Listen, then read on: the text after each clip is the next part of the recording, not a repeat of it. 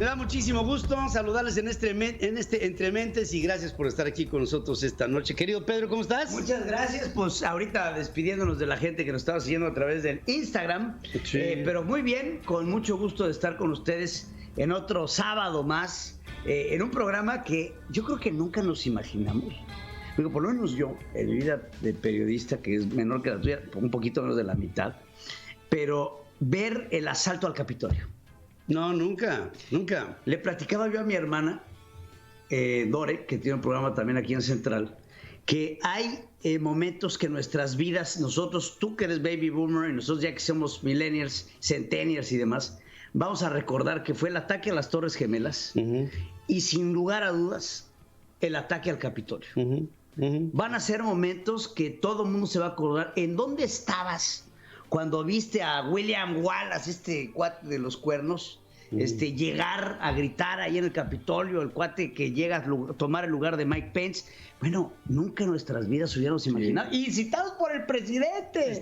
Claro, esa es la parte interesante. Y por lo mismo, quiero decirles, quiero presentarles un personaje. Para mí es un personaje, para mucha gente, que esta mujer tiene una historia divina de cómo ella se ha hecho con sus propios méritos, con su inteligencia, con su sagacidad, con su iniciativa. Ella migró de México hacia los Estados Unidos y se convirtió en empresaria, es fundadora y CEO de una gran compañía cibernética y de tecnología y de seguridad cibernética que se llama Dextron y tiene un ámbito binacional.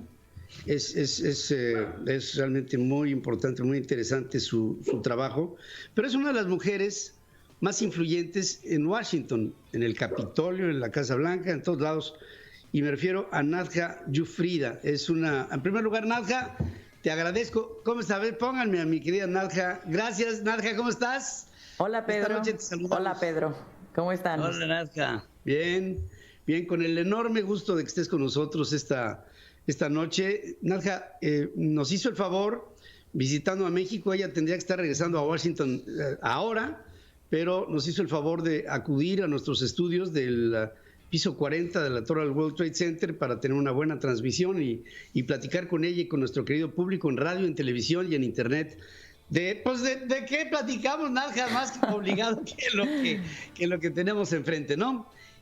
Yo te diría, de lo que has visto en la vida política de los Estados Unidos, por supuesto que esta semana será marcada para ti, para todos, para siempre.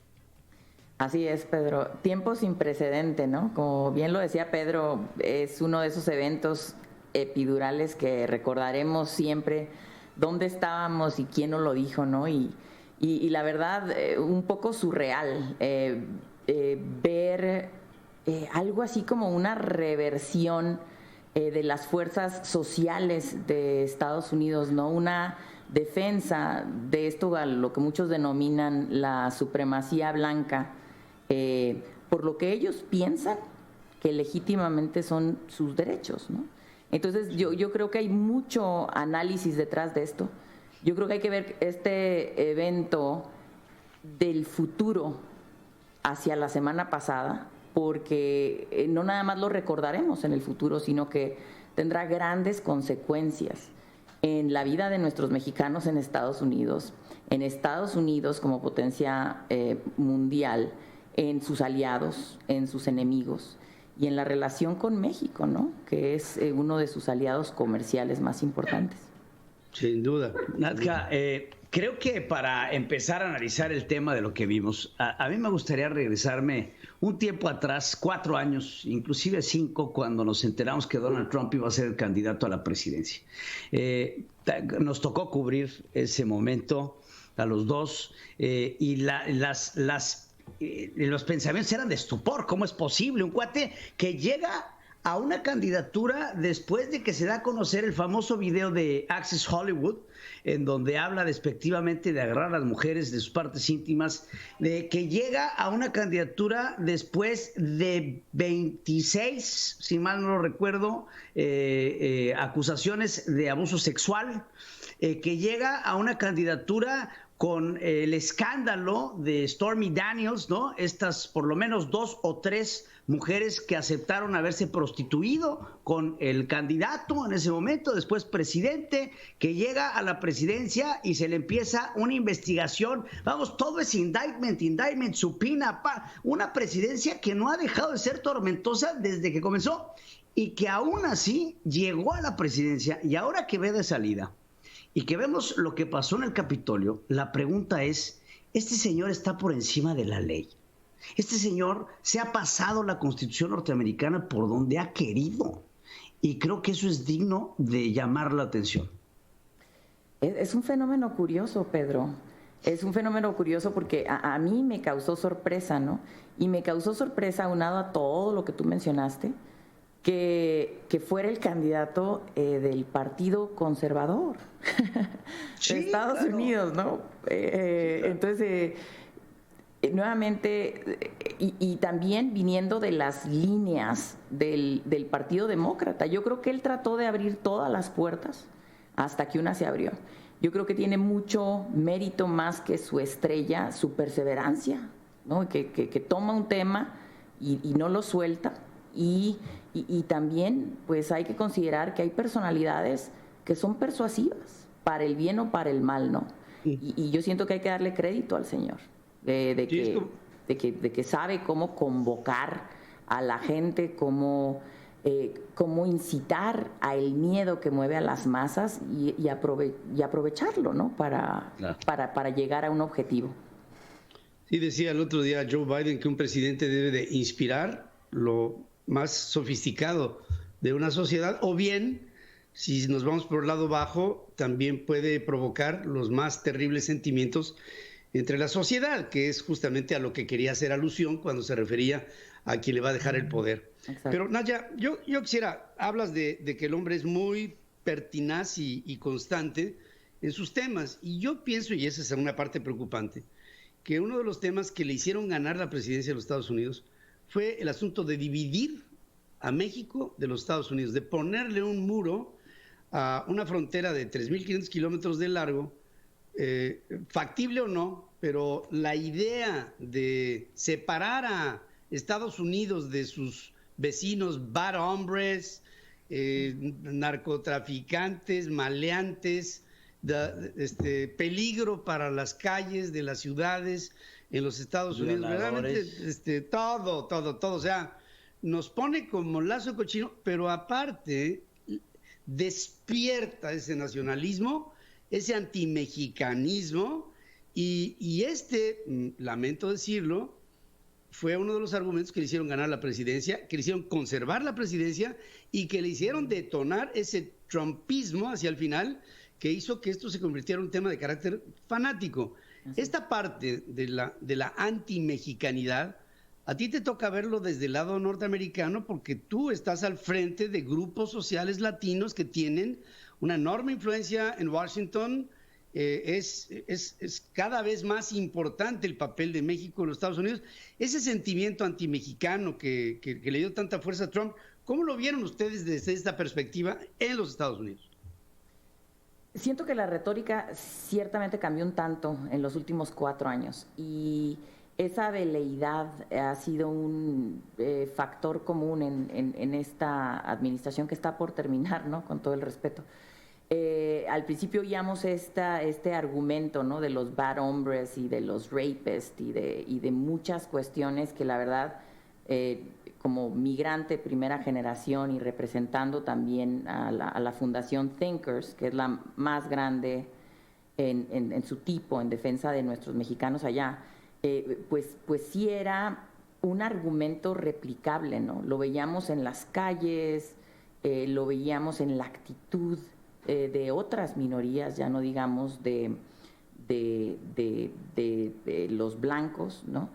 Y esta retórica fue cambiando a través de los años porque obviamente la demografía se empezó a hacer un poco más evidente, inclusive de salida de la primera contienda del presidente Donald Trump. Yo creo que alguno de sus asesores le dijo, mira, los números de estos latinos son más fuertes de tu argumento, ¿no? Que tu argumento. Entonces yo creo que hacia esta segunda vuelta en elecciones, esto se fue suavizando un poco y ya no vimos esa fuerza. Lo que no cambió, Pedro, y en lo que tienes razón, es que una de las estrategias, en mi opinión, del presidente Trump es una estrategia comúnmente usada por muchos políticos a través de la historia, y el día de hoy, no voy a decir nombres, pero también en otros países, esta presentación de un enemigo común, ¿no? A nosotros nos tocó ser ese enemigo en la primera vuelta de su candidatura, y vimos cómo él fue atacando primero a México, a nuestros mexicanos, y luego cambiando de enemigo común para llegar a las sensibilidades de una mayoría blanca, Pedro, que ya no es tan mayoría y que está asustada porque en números está pereciendo, ¿no? Entonces, al presentarle a esa pseudo mayoría blanca un enemigo en común, que también le tocó ser a la comunidad transgénero, a la comunidad gay, el tema de Black Lives Matter, etcétera, etcétera, a todo mundo le tocó, ¿no? Pero lo que él estaba haciendo es tratar de llegar hacia esta muy pronto, no mayoría blanca, y sacarlos a votar.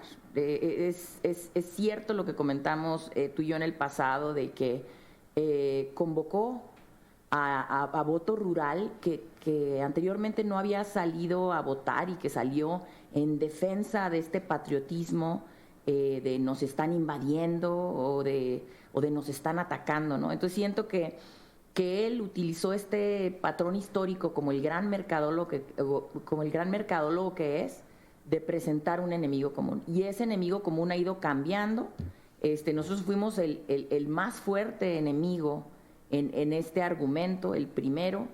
De repente él cedió en esto porque sí vio, como en algún momento lo comentamos tú y yo, pues que nada más en Texas son más de 60,000 muchachos que cumplen 18 años, latinos, que ya tienen derecho al voto al mes, ni siquiera al año, ¿no? Entonces yo creo que empezó a suavizar la retórica, pero sí, fue algo que nos afectó como minoría, pero algo que también nos ayudó, Pedro, porque yo creo que nos hizo darnos cuenta de que nuestro voto vale, ¿no?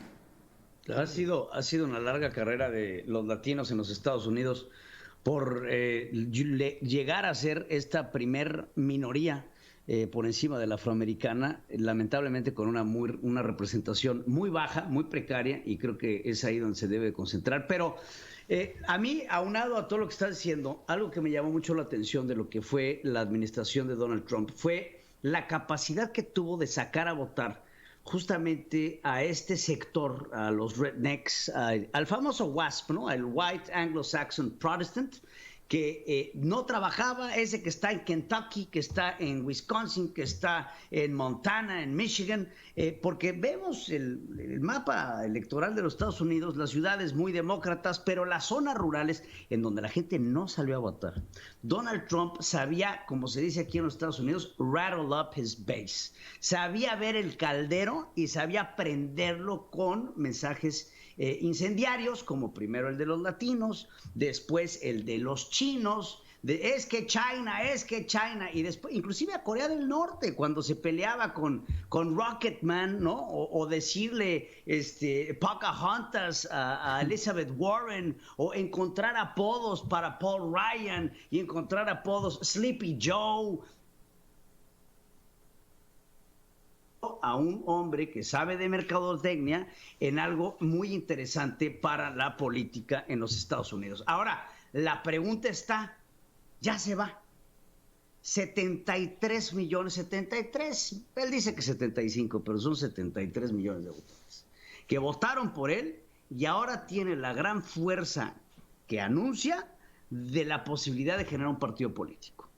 Estamos viendo a Nancy Pelosi llamando por la 25ª enmienda, estamos viendo personas pidiendo su renuncia, estamos viendo personas pidiendo que acabe en la cárcel. Así es.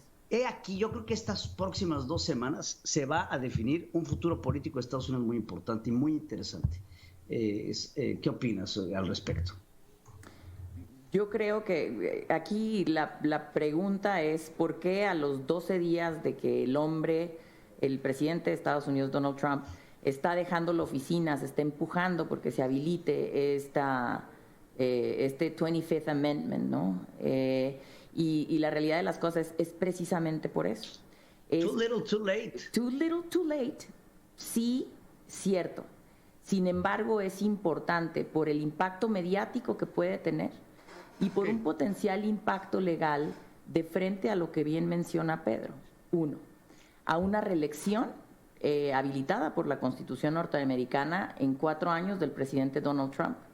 Y 2, por desprestigiar... Pero eso sí se da el impeachment, porque o sea, de las vías, de los cauces legales que puede haber es la 25ª que tenía que ser activada por Pence y por su gabinete, que ya dijeron en esencia que no, y el impeachment. Ahora, hacer un impeachment fast track, tendríamos que hablar de un impeachment fast track de 1 semana. Sí, pero es que ya lo plantearon. Sí, pero tendríamos que llegar al impeachment. Pero es que ve lo que dice Naya, porque el que hubiera o no un impeachment le da la posibilidad o no de aspirar al Senado, ¿no, Naya? De aspirar al Senado, de aspirar a ser otra vez candidato a la presidencia, de no tener el $200,000 allowance, la lana, el servicio secreto norteamericano que va a ser $1 millón en viáticos. Pero lo más importante, Nadja, para mi gusto, es que si se va así, se va un hombre que claramente faltó a la ley y no fue castigado en su oportunidad. Y creo que ese es el mensaje más importante que tendría que dar el status quo norteamericano. Y por tu sonrisa me di cuenta de que por ahí vas de acuerdo conmigo. Fíjate que hay un fenómeno importante, muy millennial, por cierto, Pedro. No se puede quedar así, porque Estados Unidos como potencia siente que también es potencia moral en algunos temas.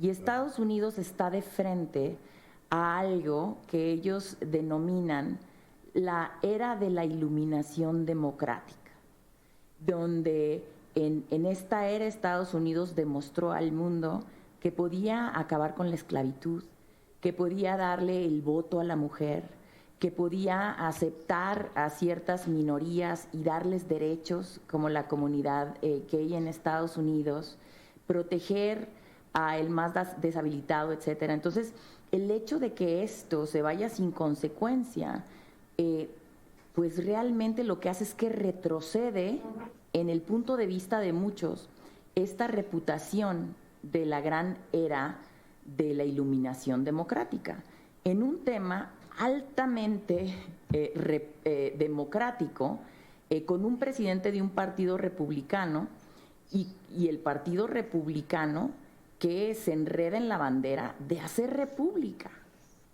Entonces yo creo que veremos, sí, a Nancy Pelosi, al Partido Demócrata, el liderazgo de la nueva administración, tomar medidas inclusive para que el tema siga vivo después de la toma de protesta del candidato, del presidente electo Biden, pero también veremos a 4 horas de que sucediera este tema, ya estábamos viendo al Lincoln Project Group con grandes videos hablando de qué significaba esto para los Estados Unidos. También veremos a gente de las filas republicanas, ya vimos a muchos bajarse de ese barco, atacando esto para que no pueda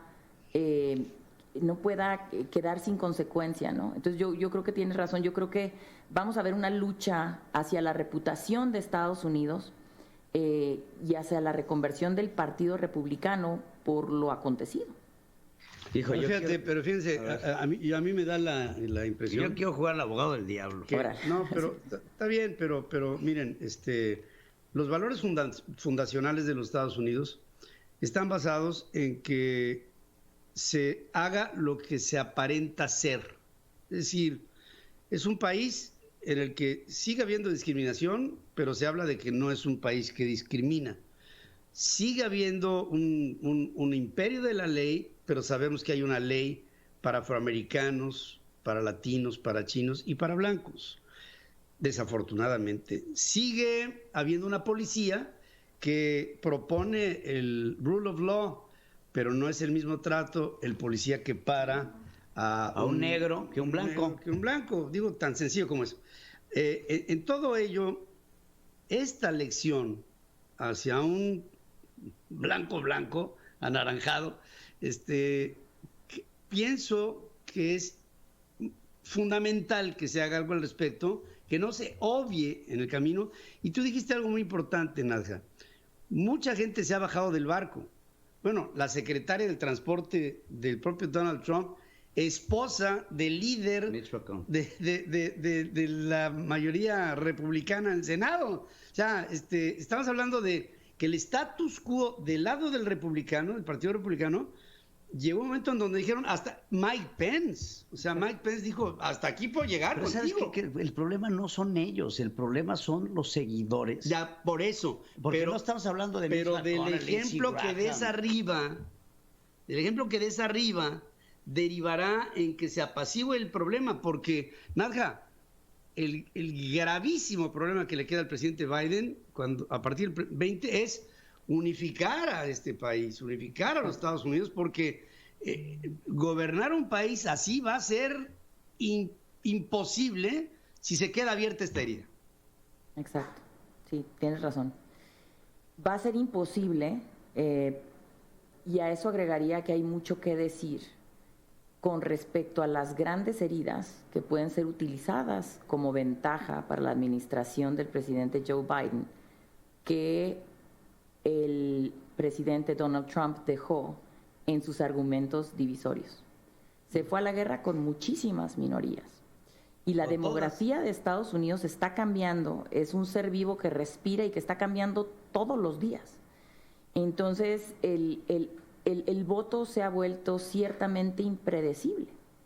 Creo que si la administración de Joe Biden se va hacia los números de quiénes somos en Estados Unidos, de por qué minorías estamos representados, ahí puede encontrar la respuesta, Pedro.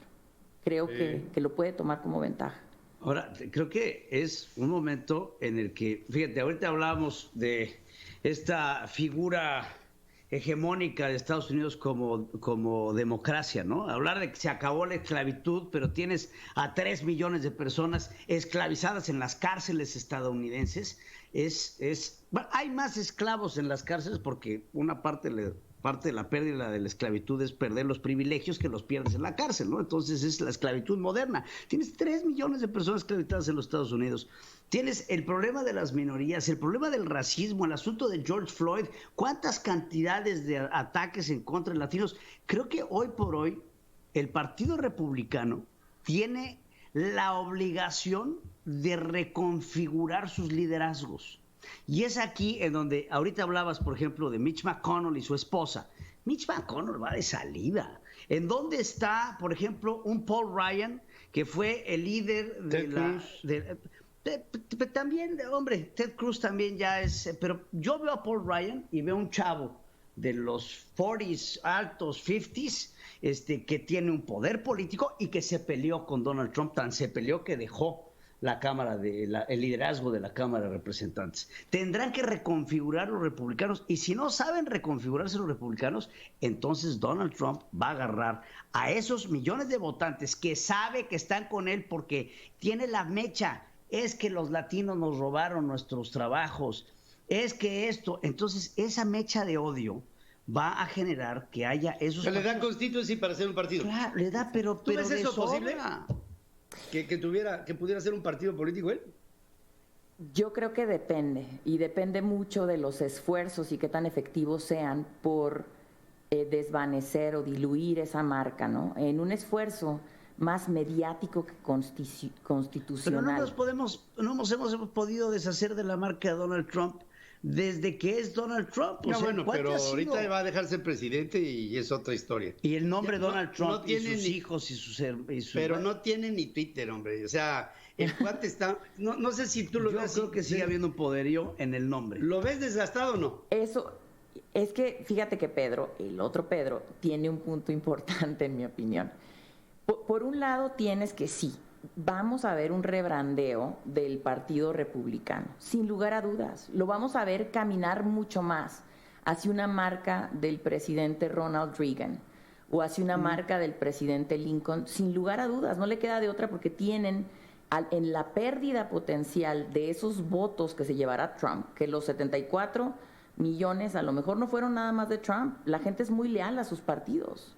Ahí estuvo 20. El voto de Mitch McConnell. Ok, 20, tienes un punto, sí se los lleva y es un peligro.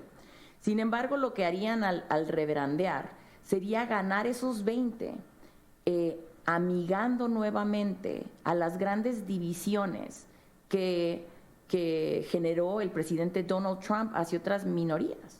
Te pongo un gran ejemplo. Una minoría completamente entitled, y perdón mis pochismos, pero ya saben ustedes dos que ya tengo muchos años por acá, ¿no? Una minoría completamente empoderada, con recursos económicos, que vota perfectamente, altamente educada, etcétera, es la minoría LGTB, ¿no? ¿Y qué se dicen de todos los ataques hacia la comunidad transgénero y la comunidad gay, desde no permitirles a muchos de ellos ejercer el derecho de servir en las Fuerzas Armadas o tener derechos médicos, o etcétera, ¿no? Entonces yo siento que ese voto el Partido Republicano irá a ganarlo, sí manteniendo en mente que a lo mejor se le ocurre a Donald Trump generar su propio partido. Entonces perder unos votos y recuperar otros a lo mejor un poco más educados y menos manipulables, ¿no? Por otro lado, tenemos gente desde las filas, por ejemplo, como el Lincoln Project Group, reconfigurando las figuras de Ted Cruz, de Donald Trump, etcétera, y viéndolos desde el Partido Republicano, que no se nos olvide que este grupo pues eran todos los publicistas del Partido Republicano que decidieron irse en contra de Trump ahora, ¿no? Entonces yo creo que sí, vamos a ver una reconversión de la marca republicana un poco más suavizada y hacer república. Eso quiere decir todo lo que no entre en el cuadrito de hacer república, como el tema fiscal, etcétera, pues no nos metemos, ¿no? Y por otro lado, sí el potencial de caminar esa línea delgada que mencionaban, ¿no? Esa línea delgada, porque Trump es un mal necesario. Entonces van a tratar de negociar con él, porque al final del día él puede ser un hacedor de reyes o un destructor de reputaciones por medio de la influencia que tiene, pues con esta gran masa de potencialmente 20 millones, como bien lo mencionas, Pedro. Yo no quisiera ser parte de esa toma de decisiones porque sí la van a tener muy difícil. Si el partido se divide y Trump divide su propio partido, lo único que hace es fortalecer al Partido Demócrata, porque está dividiendo el voto republicano en dos, ¿no? Entonces ahí van a tener que sentarse a negociar. Fíjense qué padre papel le queda a Biden. Ahora, déjenme hablar por mi lado, por los viejos. Bueno, veíamos a Trump como el hombre más viejo que había llegado al poder en la historia de los Estados Unidos. Llegado al poder, o sea, llegamos a tener presidentes de mayor edad, pero ya siendo presidentes, pero llegando al poder, el más viejo. Ahora llega Biden, más viejo todavía, o sea, llega a ser presidente a los 78 años. A eso, allá en la época del Imperio Romano, se le llamaba gerontocracia. Bueno, qué bonito el que pueda llegar un hombre a abrazar a su población, a ser padre o abuelo, ¿no? Como quieran, ¿no? De su población, y que cobije durante 4 años no vimos cordialidad en la Casa Blanca. Vimos un hombre negociador, un tough negotiator, así durísimo, que todo les parecía poco comparado con él sabía todo de todo. Y va a llegar Biden, va a decir, sí, a ver si vamos a conciliar, venga para acá. Es un político de churas. Y decían ahora con el triunfo de Biden, que otra vez los políticos van a empezar a recorrer los pasillos de la Casa Blanca y van a sacar a los yes man que habían en la época de Trump. Esta idea de reconciliar, pienso que fortalecerá tremendamente al Partido Demócrata y a la posibilidad de que el siguiente periodo, perdón que vaya 4 años después, pero es perfecto, para que él deje a los demócratas muy fortalecidos y a la oportunidad de que haya una primer mujer en la historia presidente de los Estados Unidos.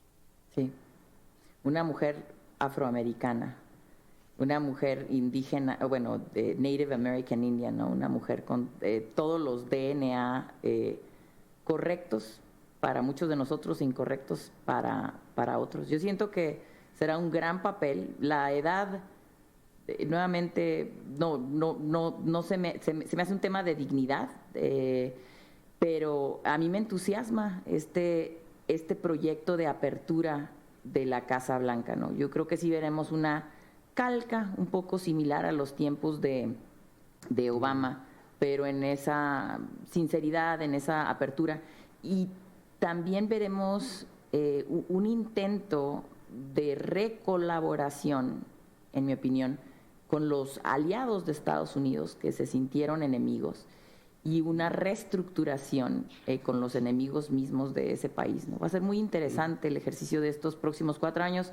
Veremos, yo me imagino al presidente Trump, yo me imagino que se va a mudar de casa y se va a cambiar ahí al Hotel W, ¿no? Enfrente de la Casa Blanca, a los 4 años estar ahí pendiente y mandando mensajes, ¿no? O algo muy, muy similar. No va a soltar tampoco en estos 4 años, a menos de que suceda un estate quieto. Y nuevamente siento que ese estate quieto, más que constitucional, puede ser mediático.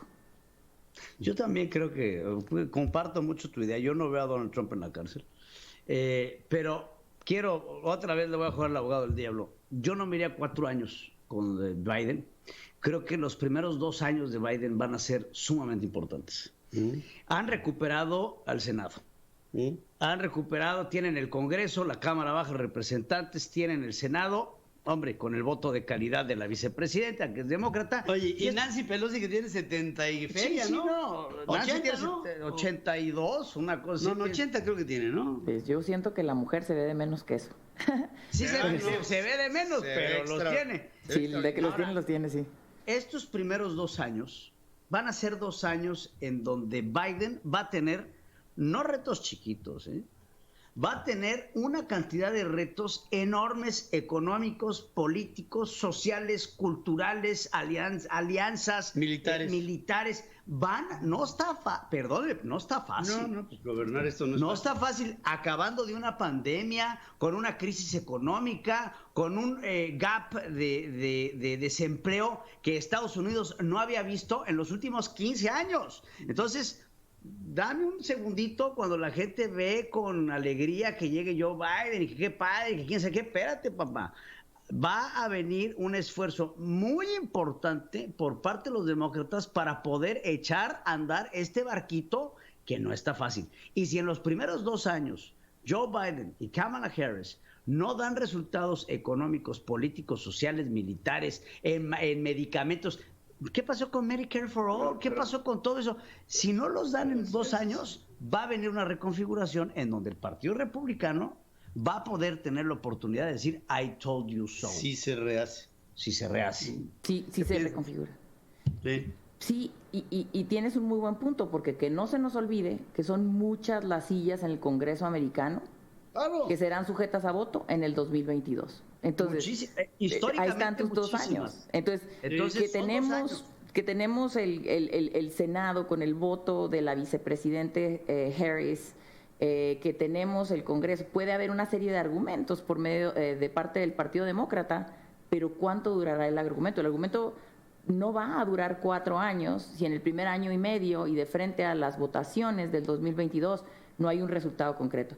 Ahí vamos a ver una evaluación concreta del Partido Republicano y qué es lo que piensa la gente sobre las tareas que Joe Biden y Kamala Harris están haciendo, porque con el voto van a quitarle esa mayoría al Partido Demócrata o le van a dar su bendición, ¿no? Entonces yo creo que sí, tiene razón. 2 años, poco menos, para esta elección, pero de forma muy concreta veremos ese voto de confianza por parte de tanto del colegio electoral, ¿no? como del voto popular. A ver, si me permiten los dos, yo quisiera poner sobre la mesa un tema. Yo veía la relación entre Trump y Peña, curiosamente distante. No obstante, Luis Videgaray hizo enormes esfuerzos por promover a Trump. Cuando era candidato, lo reciben en Los Pinos, le dan vuelo, hacen a un lado al candidato, a Hillary Clinton, y se le da una posición dentro de la óptica del gobierno de Peña Nieto al señor Donald Trump. Después, Donald Trump abiertamente no va con Peña Nieto, y cuando empieza a tener relación Donald Trump con López Obrador, antes de ser presidente López Obrador, él dice: prefiero hablar mucho más con López Obrador que con ese capitalista del otro, como haciendo ver de Peña Nieto. No lo mencionaba, pero hacía sentir que con AMLO estaban muy bien las cosas. Curiosamente parece que los populismos se juntan en los extremos, y no la llevaba bien con Peña Nieto. La idea, una vez que llegue Biden, aparentemente, bueno, pues no hay una invitación para que vaya López Obrador a la toma de protesta de Biden. Ya dijo López Obrador que a veces calladito se ve más bonito, que de todas maneras no quisiera ir porque la mejor política exterior es interior, y cosas de estas, ¿no?, que sabemos. Pero desde afuera pareciera como si AMLO no hubiera hecho su tarea con el Partido Demócrata ni con Biden. Tú y yo lo vimos en algún momento, Nadja, que pues no sé, yo creo que fue un momento de preocupación para todos. Pero ¿cómo ves de aquí en adelante, dentro de 11 días, 10 días, cuál será la historia de la relación Casa Blanca-Palacio Nacional? Es difícil en mi óptica de predecir.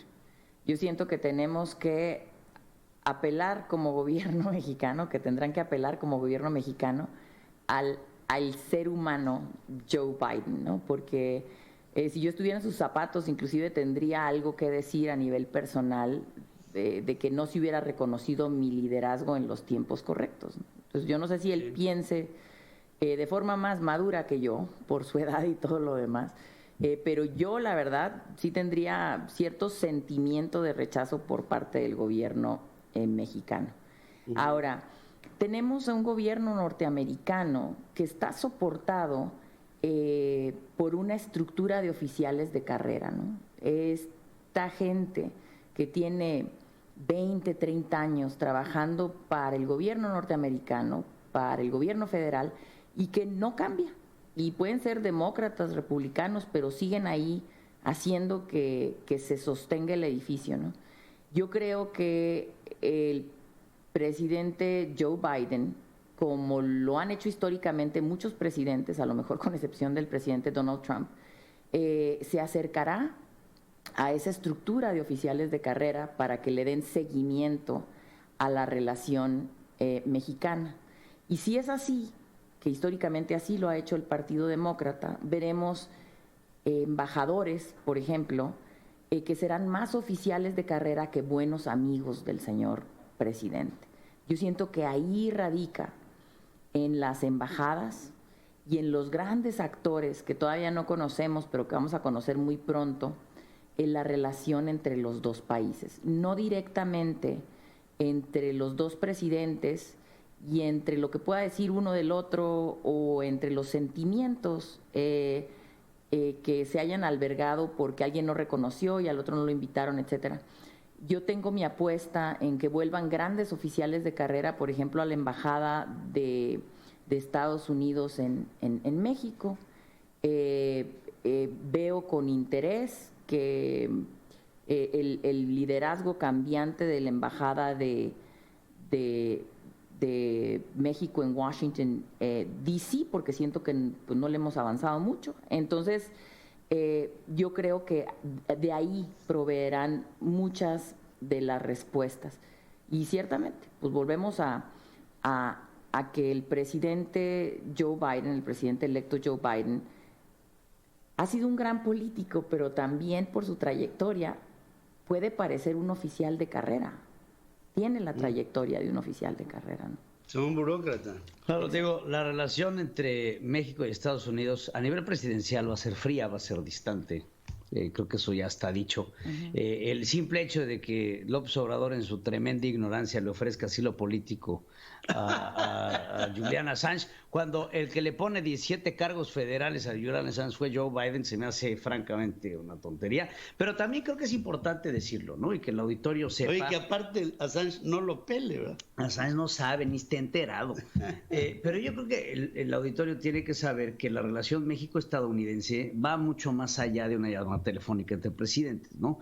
Tenemos una relación comercial, tenemos una hermandad, tenemos un pueblo, tenemos familia, tenemos un tratado trilateral con Canadá, tenemos un intercambio de industrias, un intercambio petrolero, hay tantos vínculos que como eslabones de una cadena nos unen como país que no veo, como bien lo dices, Nanja, no veo más que a políticos de carrera regresando a hacer sus funciones y teniendo una relación de 4 años.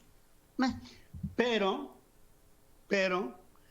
¿qué pasa si mi querido señor de Tabasco, que gobierna México, se le sigue ocurriendo o ponerle obstáculos a las empresas norteamericanas en México? Pero ahí tendrás a Esteban Moctezuma, que la verdad prefiero a Esteban que a Marta. Esteban Moctezuma no apachurra un jitomate de un centón. Bueno, ya no tengo la más que decir. Saludos, Esteban. Bueno, pero lo importante es, ¿qué opinas tú, Nacho? Mira, sobre el secretario Moctezuma, lo respeto muchísimo y no sé nada del tema de los jitomates. Sin embargo... no es cosa de respeto. Sí, sin embargo, también tiene una gran trayectoria y eso nos ayuda, ¿no? Ahora, volviendo al comentario anterior de Pedro, yo creo que aquí hay mucho que habilitar con respecto a esta relación. En el tema por ejemplo, de las reformas, ¿no?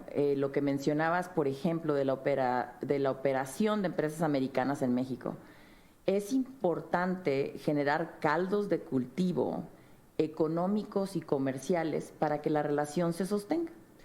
No por ser mexicanos o antiamericanos, o etcétera, simplemente porque nos conviene. Es el socio comercial del que más dependemos y nos conviene, ¿no? Y dicho lo anterior, a lo mejor tendremos que navegar con un poco más de cuidado en el tema de las reformas de ley que estamos proponiendo el día de hoy y que a lo mejor afectan directamente la presencia de empresas americanas en México y la derrama de empleos y otras cosas que vienen con ellas, ¿no?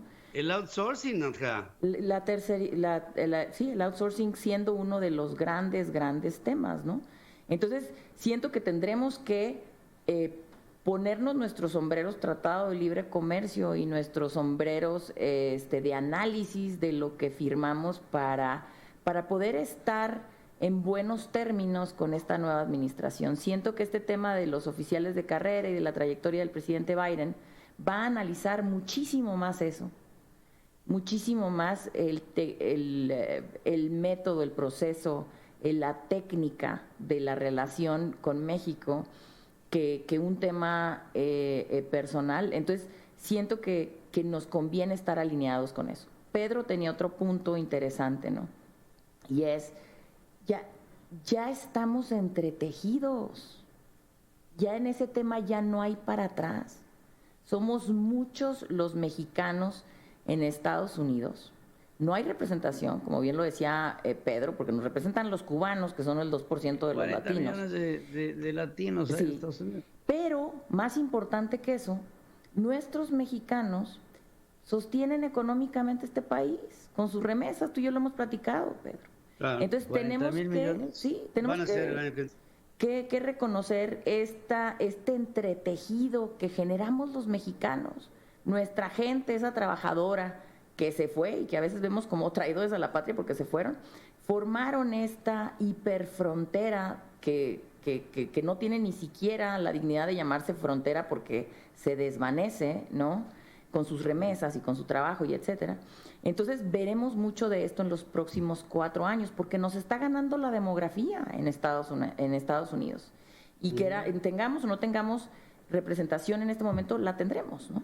La tendremos muy pronto. Entonces va a ser muy interesante el nuevo Estados Unidos que Joe Biden está gobernando y va a ser muy interesante también el nuevo México, con esa nueva codependencia demográfica, con este nuevo estado sin territorio, que es uno de los 3 más poderosos demográficamente, que son nuestros migrantes, y el más poderoso en contribución al Producto Interno Bruto, ¿no? Entonces, estamos cambiando y el que no lo acepte, pues se va a quedar atrás. Ojalá que no sea México, ¿no?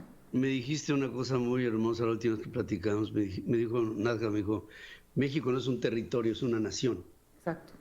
Y creo que tienes toda la razón. Ahora, lo que me llama la atención es que dices tú, todo aquello que tenemos que hacer porque simplemente nos conviene. Hemos visto que cosas que nos convienen mucho han sido aparentemente los principales obstáculos del gobierno mexicano. Es decir, pareciera que todo aquello que nos conviene es lo que hay que atacar. Entonces, esa parte que no es sensata es la que a mí me preocupa a mí. La pregunta es si somos tan importantes para Estados Unidos como ellos son para nosotros, ¿no? Porque nosotros en la agenda mexicana tenemos Estados Unidos puesto, representan el ingreso más importante. Para el presidente de México sí, bueno, es igual de importante que para nosotros. Andrés se va a ir eventualmente. No, bueno, pero la relación con México y Estados Unidos. Es como cuando el borracho de la fiesta, ¿no? Pero ya se va, pero en lo que se va. Pero en lo que se va. Es que sí, mira, yo por la parte de Estados Unidos, me entusiasma mucho ver a liderazgos de primera, segunda generación de mexicanos que empiezan a tomar acción en la política de Estados Unidos. Sí. Por ejemplo... De eso, esta mujer sabe todo, ¿eh? Kevin de León. Me encanta el cuate, se me hace que es un hombre echado para adelante, se me hace que es un hombre muy cercano a Kamala Harris, californiano, de padres mexicanos. Quieras o no, pues ahí tienes un Luis Gutiérrez que pues tiene también vínculos con la comunidad latina, tienes gente que está haciendo mucho think tank en Texas, mucha gente que va creciendo en la comunidad. ¿La tienes enfrente, ¿no?, de ti ahorita? Claro, pues a mí me emociona mucho eso porque... nos falta esa representación y esa representación será la que a través de sus abuelos o la melancolía de sus padres o de sus abuelos o de sus bisabuelos mantendrán viva esa unión tan importante de representación que tienen los mexicanos en Estados Unidos. Así es. Y el acercamiento y el reconocimiento de si tenemos poca representación, yo por ejemplo veo que desde México pues la debemos de usar más, ¿no? Debemos estar más cercanos al Hispanic Caucus. Pero no hay nada, ni lo conocen. A la Comisión Interparlamentaria México-Estados Unidos, es cierto. Entonces, si nos acercamos a eso, podemos lograr un poco más por medio de nuestra misma gente, ¿no?, representada en el legislativo, ¿no? Nos cerraron la Oficina de Asuntos Latinoamericanos de la Casa Blanca. Pero ante eso, ¿qué tal que hiciéramos un grupo de cabildeadores permanente en Washington, patrocinado por el empresariado mexicano y por el empresariado mexicano en los Estados Unidos, y que estuviera permanentemente cabildeando en la Casa Blanca, en el Capitolio todo el tiempo, Nadja? Yo creo que es un asunto que a lo mejor tú traes entre manos, me puedo imaginar. Bueno, yo nada más diría que es parte de esta representación necesaria de la que habla Pedro, ¿no? Sí. Claro, tener un lobby latino. Pero por lo general ese lobby lo tendría que encabezar un gobierno. Not necessarily. Eso, not necessarily. Quiere decir que tendrían que avisparse los empresarios mexicanos con los empresarios mexicanos en los Estados Unidos. El Latin Coalition, Narja, ¿cuánto dinero manejan los Estados Unidos? Millonadas.